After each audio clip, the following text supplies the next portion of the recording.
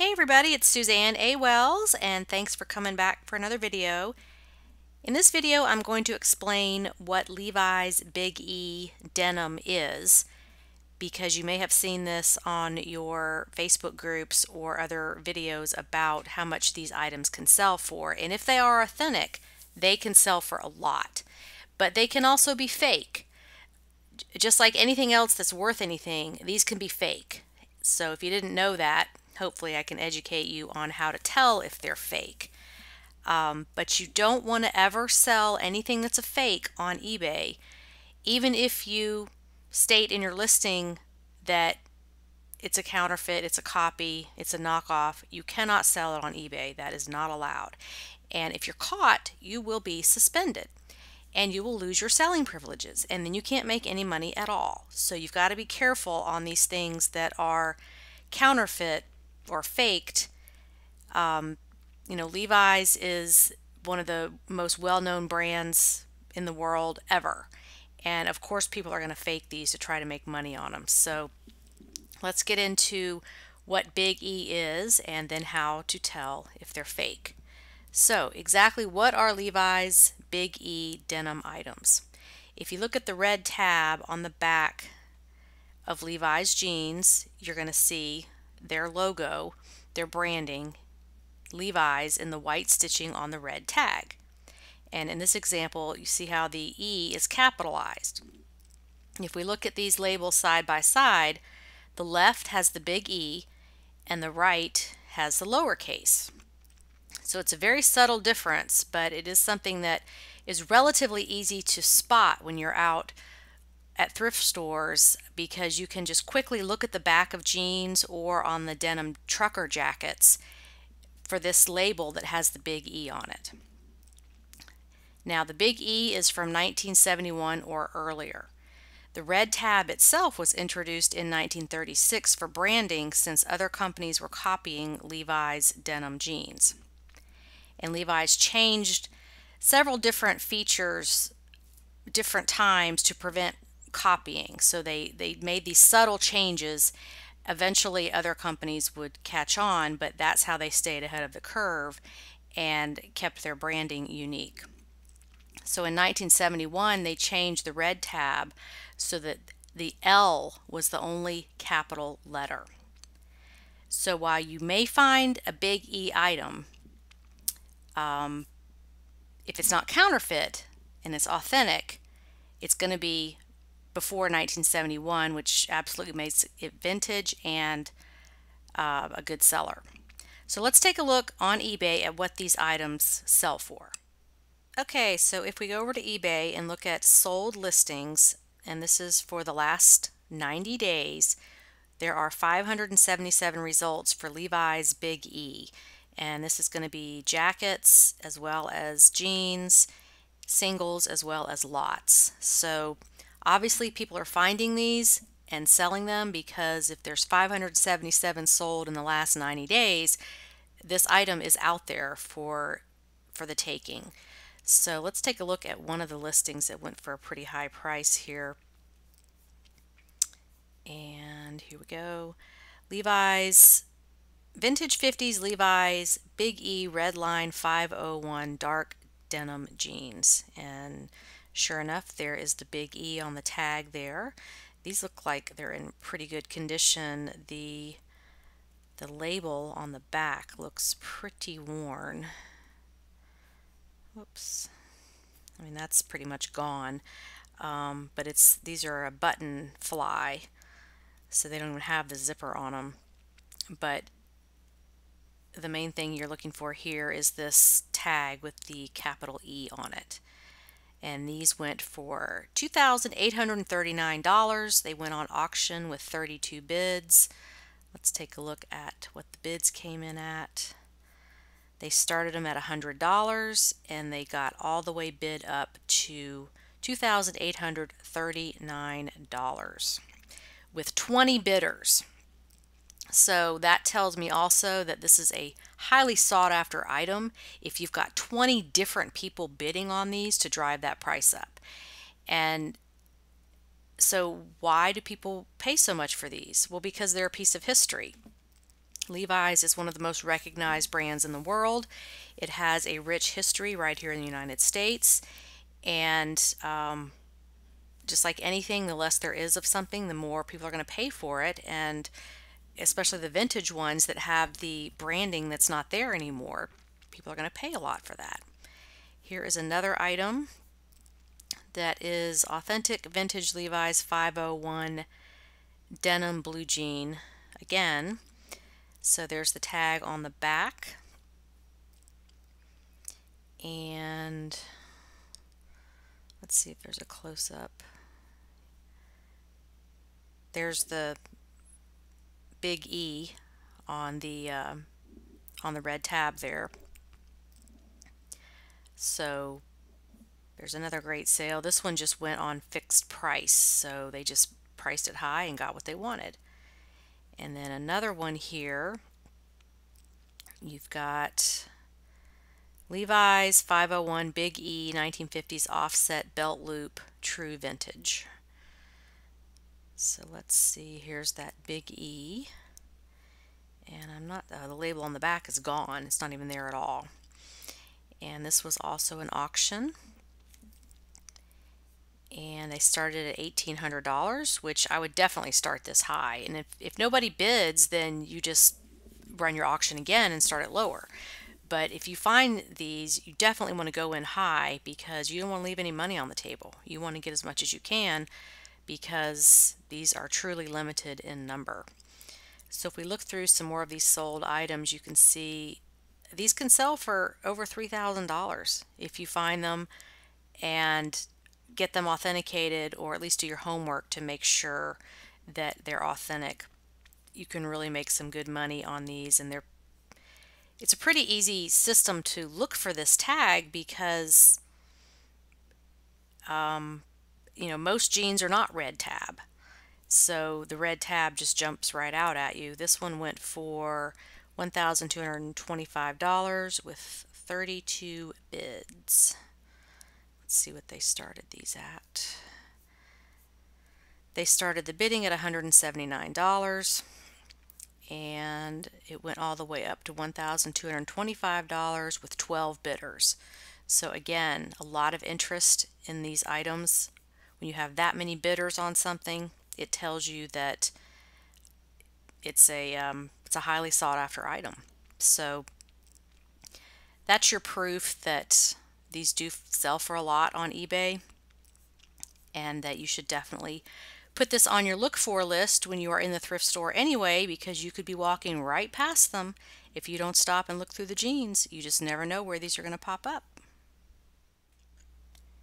Okay, now let's get into how to identify fake Levi's, either current or vintage, because there are a lot of fakes of the ones currently made today. So these techniques to identify fakes are going to carry over to not just vintage, but the ones being made now. And you need to look at all of these things, not just one or two, because some fakes are really good.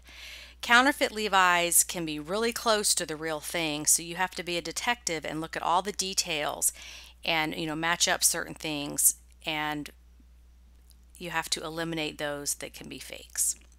So bottom line, if you're ever in doubt, do not sell them, or you can have them authenticated by an authentication service like Authenticate First, where you send in pictures and you pay like $20 to have them authenticate the item. And I would do that if you think it's a vintage one that's going to be worth hundreds or over $1,000. It's absolutely worth having it authenticated, because you just don't want your account shut down. And some of these items that can sell for so much money, you are under the radar on eBay. Certain keywords are triggers for them to look at your listing. So that's why I'm such a big advocate of these authentication services, is because when you list these expensive items, you are going to be a target for eBay to look at your account and look at your listings. So you just want to be safe rather than sorry. You don't want to lose your selling privileges. So just always do it the right way. Don't get caught doing something wrong, and That way you're just going to be able to stay on eBay and keep selling. So the first thing to look at is the label on the back. This is the easiest way to filter out a fake. If you look at this first and you can see it's obviously not real, then you don't have to look any further. So the label will be soft and slightly worn out. So here are two examples. The one on the left, you can tell it almost looks like plastic. It's very stiff and rubbery looking. And the one on the right is softer and has a more worn look to it.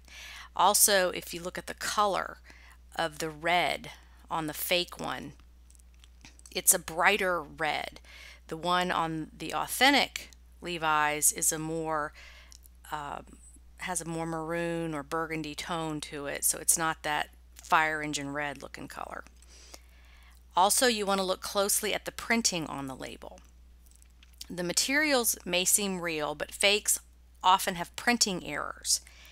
And one thing that causes this, I think, is that a lot of the fakes are made in other countries, and so they don't have the nuances of the English language, so they don't really even know what they're copying and what it's supposed to say. But the printing itself can be off-center and contain spelling mistakes. So in this example, we see on the fake one, it says San Francisco CAL. It's kind of hard to see it there because it's a little fuzzy, but that's what it says. And then the real one, it says San Francisco, comma, CA, period. So they've messed up on copying the abbreviation for California. Also, the artwork is going to be wrong on a fake. And here's a few things to look for as far as the artwork. Waist and length numbers. Although that's not artwork, it's on the back of the tag, the label. So you can see the real one actually has the numbers there. The fake one does not have the numbers filled in. So that's a dead giveaway right there. Also, if you look at this little arch here in the middle, see they've put in a little extra detail there. The real one does not have that. There's no little arch in the middle between original and riveted. So they added that to their artwork. Also, the fake says trademark on either side of these mules here, and the real one doesn't have that. Now, some of these nuances of the artwork has changed over the years.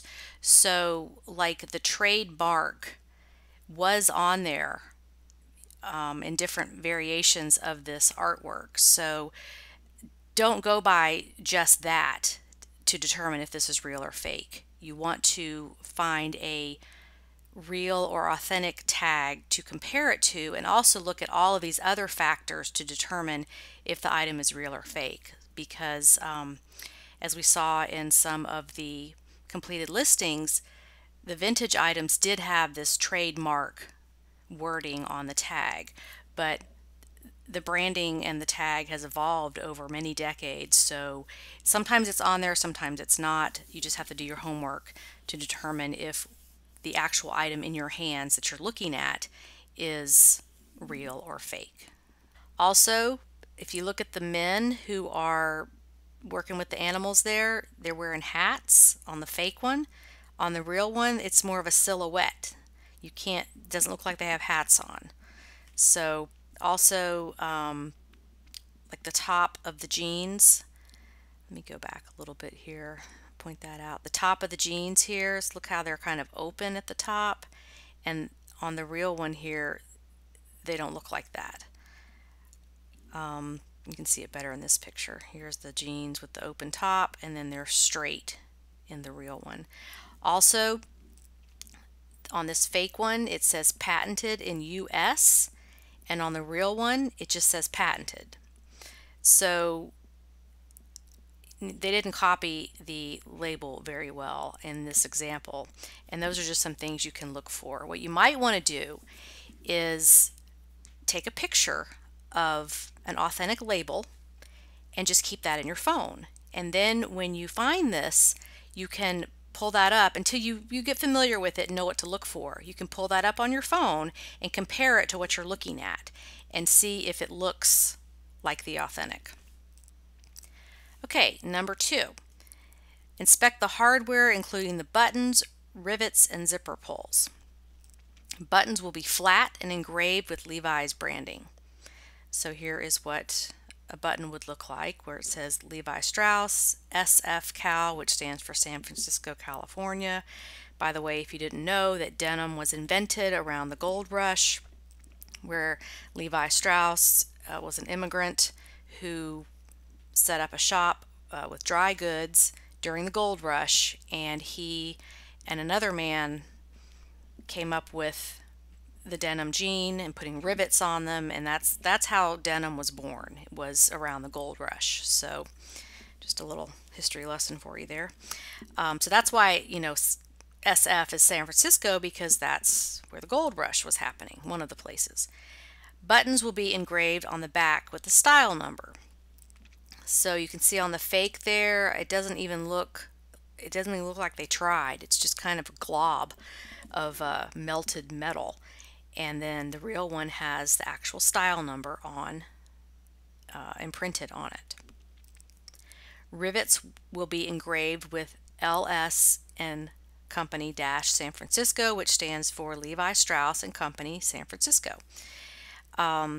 And it's actually, you know, stamped into the rivet.